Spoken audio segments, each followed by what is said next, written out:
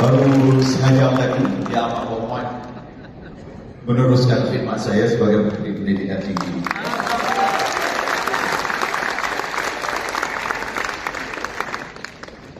Kalau tidak, saya akan kasi untuk datang sini saya goodbye.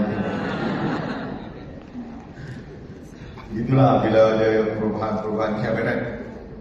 Masing-masing jangkakan mungkin saya ada di sini ke, saya akan berpindah ke kementerian lain.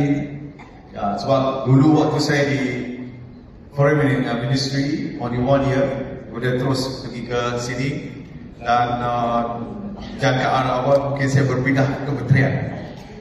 Alhamdulillah, saya dapat terus bersama-sama dengan tuan-tuan dan puan-puan sekalian.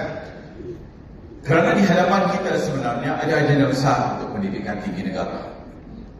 Dan amanat daripada Yang Amat Berhormat Perdana Menteri, beliau mahu melihat kerangka baru dalam pendidikan tinggi negara. Sebab itulah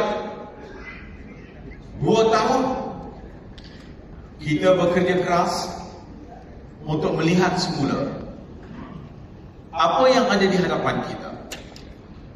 Sistem pendidikan tinggi kita. Dunia berubah.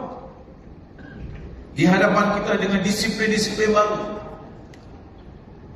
Dan termasuklah mata pelajaran baru.